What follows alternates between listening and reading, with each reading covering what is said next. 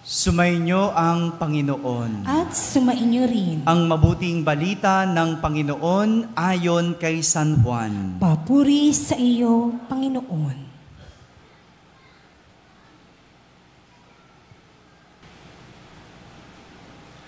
Malapit na ang Pasko ng mga Hudyo, kaya't pumunta si Jesus sa Jerusalem. Nakita niya sa templo ang mga nagtitinda ng mga baka, tupa at kalapati, at ang mga namamalit ng salapi. Kumuha siya ng lubid at ginawa iyong panghagupit, at ipinagtabuyan niyang palabas ang mga nagtitinda, pati na ang mga baka at tupa. Isinabog niya ang salapi ng mga namamalit ng pera at ipinagtataob ang kanilang mga mesa. Pinagsabihan niya ang mga nagtitinda ng kalapati, "Alisin ninyo rito ang mga iyan. Huwag ninyong gawing palengke ang bahay ng aking ama." Naalala ng kanyang mga alagad ang sinasabi sa kasulatan, "Ang malasakit ko sa iyong bahay, ang tutupok sa akin."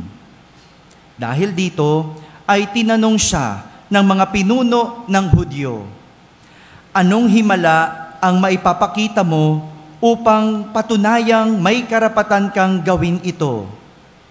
Sumagot si Jesus, "Gibain ninyo ang templong ito at sa loob ng 3 araw ay muli ko itong itatayo." Sinabi ng mga Hudyo, 46 na taon ginawa ang templong ito, at itatayo mo sa loob lamang ng 3 araw? Ngunit ang templong tinutukoy ni Jesus ay ang kanyang katawan. Kaya't nang siya'y muling nabuhay, naalala ng kanyang mga alagad ang sinabi niyang ito, at sila'y naniwala sa kasulatan at sa sinasabi ni Jesus. Mga kapatid, ang mabuting balita ng Panginoon. Pinupuri ka namin, Panginoong Hesus Kristo. Magsiupo po ang lahat at ating pakinggan at pagnilayan ang homilya. Isang magandang gabi po sa inyong lahat. Pakibati naman ang katabi ng magandang gabi. Magandang gabi rin sa lahat ng mga nasa barangay na nakakapakinig ng ating banal na misa, sa lahat ng mga nasa tahanan na nagsisimba via online, sa lahat ng nasa abroad, sa magandang araw po sa inyong lahat. Kasama kayo sa aming banal na pagdiriwang dito sa ating parokya. Ngayong araw na ito, pinagdiriwang po natin ang kapistahan ng pagtatalaga ng Katedral ng Maynila. At akmang-akma ang ating mga pagbasa sa araw na ito sapagkat ang lahat ng ito'y tumutukoy sa kung ano ang templo. Sabihin nyo nga po, templo. Sa ating unang pagbasa, ipinakita ng isang hari kung ano ang isang templo. Sino po nakakaalala ng kwento ko noong linggo? Taas nga yung kamay. May premyo, 10,000. Sige. Naalala niyo pa yung kwento ko? Sinong hari yung nasa kwento ko? Oh, wala akong 10,000. Alam niyo naman yun. Very good. Si Haring Solomon. No, nakikinig. Buti pa. Yung sa pinanggalingan ko, wala nang naaalala. No, pagtapos ng misa, ang galing talaga ng taga-Soledad. No? Si Haring Solomon, isang wais, isa sa pinakamatalinong hari, at ipinakita niya kung ano ang isang templo. Sa ating unang pagbasa, si Haring Solomon, nanalangin nang nakataas ang kamay, nagsumamo sa Panginoon, at nagmakaawang pakinggan ng Diyos ang panalangin ng lahat ng bayang Israel. Pakinggan ang panalangin ng lahat ng tao sa Israel. si Haring Solomon ipinakita na ang isang templo ay isang bahay dalanginan. Sabihin niyo nga po, bahay dalanginan. Wais itong haring ito, sapagkat bago siya namuno, bago niya pinamunuan ang bayang Israel, pinagdasal niya ang mga tao. At ang kanyang dasal, ibigay ng Diyos ang hiling ng bawat isang tao. Hindi ba ang galing? Kasi kapag binigay ang hiling ng bawat tao, wala nang problema si Haring Solomon. Ano pang gagawin ko? Answered prayer ka na. Ano pang ibibigay ko? Binigay na sa'yo ng Panginoon. Di ba? Ang galing. Kaya wais na move ang magdasal muna bago pamunuan ang isang bagay. Bago ka lumipat ng trabaho, magdasal ka muna. Bago ka magpamilya, magdasal ka muna.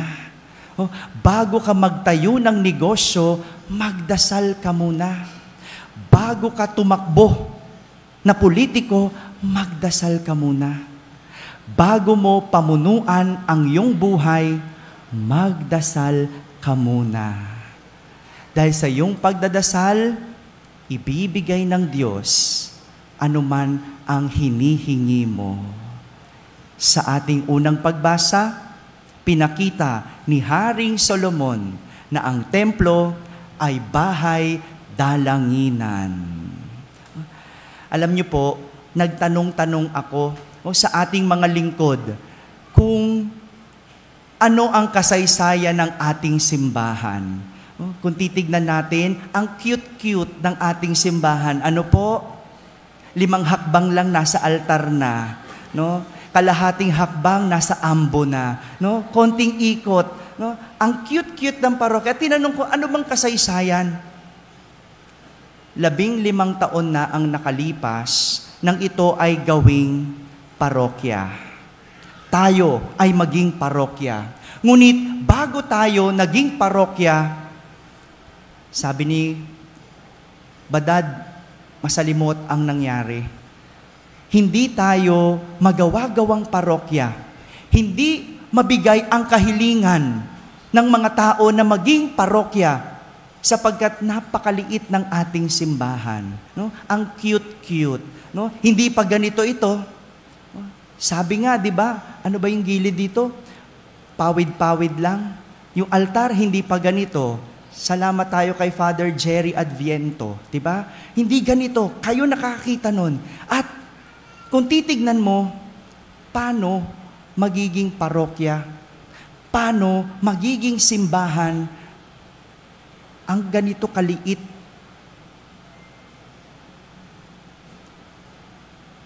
Nang dumalaw daw ang kardinal, dating kardinal, Gaudencio Rosales, at nakita niya ang pamayanan.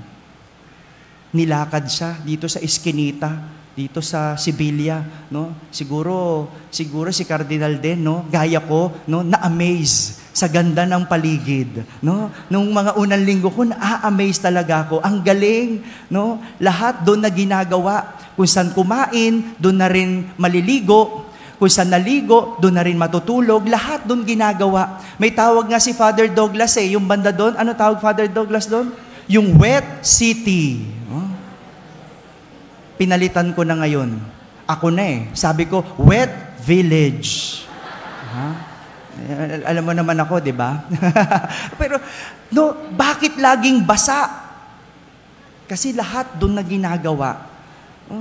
Nung nilibot ang Cardinal Rosales, nakita niya na ang simbahan ay hindi ang bato, hindi ang estruktura. Kasi kung simbahan, hindi tayo magiging parokya. Na ibigay ang hinihiling ng ating komunidad dahil sa mga tao. Ang simbahan, hindi lang ang bato, kundi ang mga tao.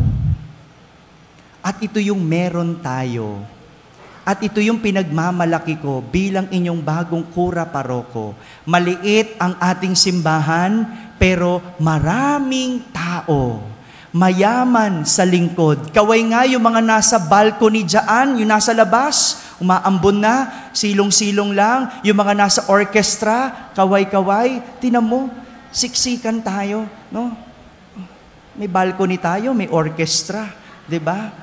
Pero anong sinasabi? Ang simbahan, hindi lang yung bato, kundi ang mga tao. At ito ang pinapatungkol ni Jesus sa ating ebanghelyo. Nang sabihin niyang, gibain ninyo ang templong ito at sa loob ng 3 araw, itatayo ko ito. Para sa mga Hudyo, hindi sila makapaniwala sapagkat iniisip nila ang templo ay bato. Sabi nga nila 46 naming tinayo ang templong ito. Itatayo mo lang sa 3 araw.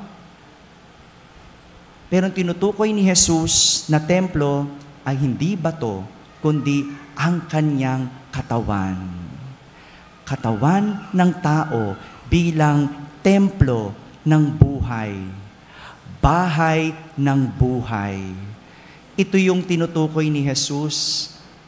Ang simbahan, hindi lang bato, kundi tayo. Ang ating katawan, ang ating pagkatao. Sabihin nyo nga, bahay ng buhay. Bahay ng buhay. Bahay dalanginan at bahay ng buhay. Ito ang ibig sabihin ng simbahan. Isang lugar kung saan nakapagdadasal at lugar kung saan nakapagbibigay ng buhay. Ngayon po, pinagdiriwang ko ang 8 taon ko po sa pagkapari. Ang numero 8 sa Biblia ay nangangahulugang bagong simula. Taon-taon, tinitignan ko kung ano ang ibig sabihin ng numero sa bawat pagkapari ko. At tinitingnan ko kung ano ang imbitasyon sa akin ng Diyos. Bagong simula. Sa lumang tipan, ang lalaking Hudyo, matapos isilang, sa 8 araw, tutuliin. At ang pagtutuli ay sumisimbolo sa tipan ng Diyos at tao. Bagong simula. Matapos ipanganak, simula. Nang tuliin, bagong simula. Tipan ng Diyos at tao. Sa bagong tipan, nang muling mabuhay si Jesus, 8 beses siyang nagpakitang buhay bago siya umakyat sa langit. Before the ascension, 8 times, He appeared to different people para patunayang siya ay buhay. Bagong buhay. Bagong simula. At 8 rin ang ibinigay ni Jesus na beatitudes o aral sa kanyang mga alagad nung siya'y minsang mangaral sa isang burol. Ang mga aral na ito ay nagsisilbing gabay para matamo ang gantimpala ng Panginoon. 8. Ibig sabihin, bagong simula. Sa aking buhay pagkapari, ngayong 8 taon ko po, ako ay napagkatiwalaang manungkulan ng isang parokya. Para maging isang kura paroko. Sa Maynila, siguro ako po yung pinakabata na naging kura paroko. Sa Maynila, mag-iintay ka ng 10 taon. Father Douglas, ilang taon ka po bago naging parish priest? 10 years. May 16 years. May iba, hindi pa din. Pero sa 8 taon ko na pagiging pari, nagpapasalamat ako na ako ay napagkatiwalaan. Pero ang hamon na tinitignan ko, ito'y isang bagong simula. Sa halip na isang karangalan, isang bagong simula.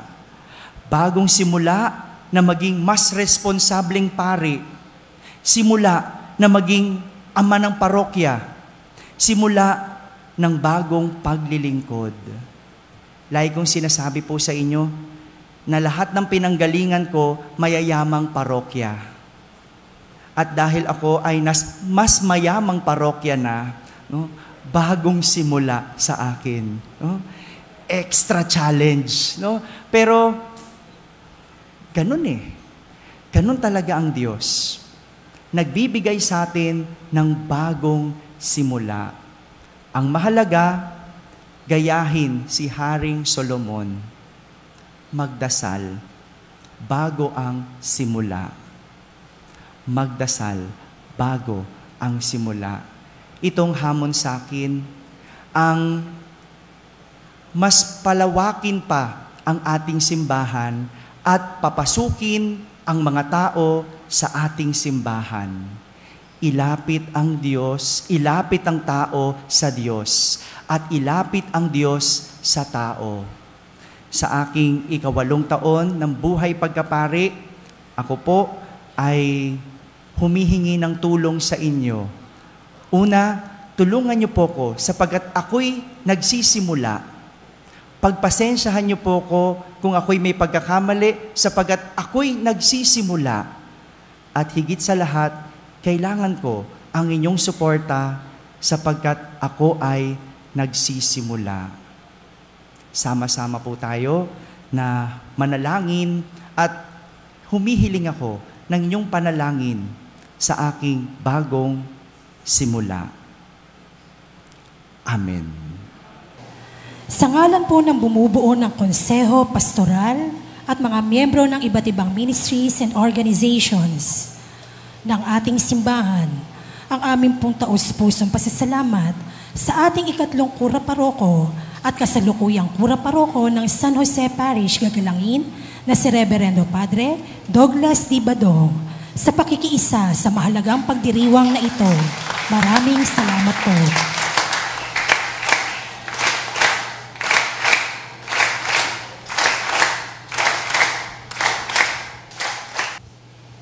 Nais ko munang kunin ang pagkakataong ito para magpasalamat sa mga napakaraming importanteng tao. Unang-una na ang ating dating kura paroko na si Father Douglas Badong. Father,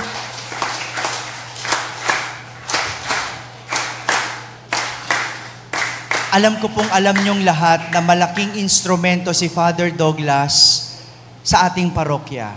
No? Salamat, Father. Nakakatulog ako sa gabi.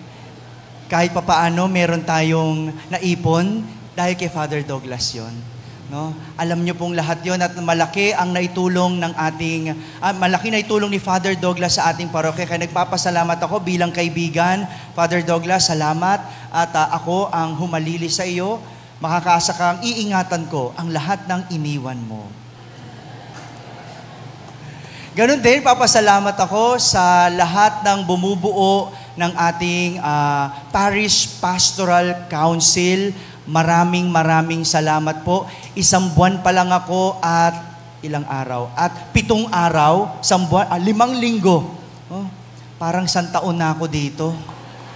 Ang daming nangyari, ang dami nang naganap, pero maraming salamat dahil sa walang sawa at walang pagod ninyong pagbibigay ng inyong sarili. Maraming salamat po sa pangunguna ng ating Parish Pastoral Council President Badad. Maraming salamat sa iyong pamumuno. Salamat sa lahat ng mga ministries. Maraming salamat. Maraming salamat sa mga altar servers na araw-araw gumigising ng maaga. Salamat. Maraming salamat sa mga lectors. Sa choir natin, maraming salamat. Sa SOCOM natin, maraming salamat. Sa mga kolektora natin, maraming salamat. Paabuti nyo hanggang Divisoria ang pangongolekta. Huwag babalik hanggat hindi puno ang buslo. Okay? Maraming salamat. At sa lahat ng mga ministries pa na hindi ko nabanggit, maraming salamat po. 1 buwan pa lang ako dito, pero parang feeling ko gusto ko mag 20 years.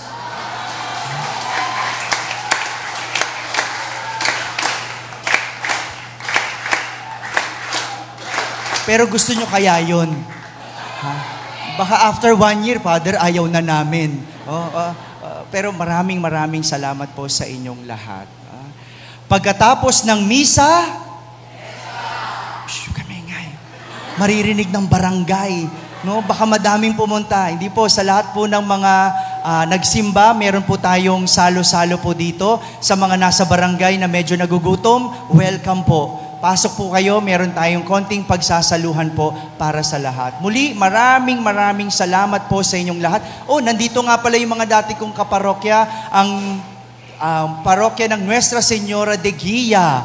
Maraming salamat po. Ayan sila. Bigyan natin sila ng Soledad clap.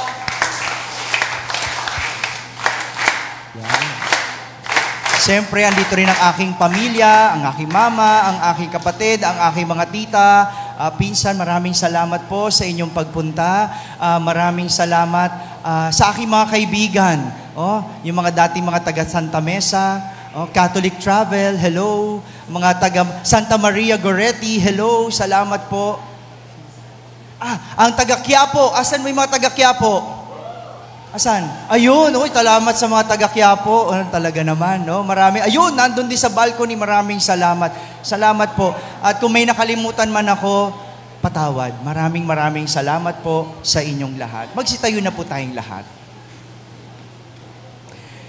Sumainyo ang Panginoon. At sumainyo rin. At pagpalain kayo ng makapangyarihang Diyos, Ama at Anak at Espiritu Santo. Amen. Tapos na po ang ating pagdiriwang, humaiging taglay ang pag-ibig at kapayapaan ni Kristo. Salamat sa Diyos.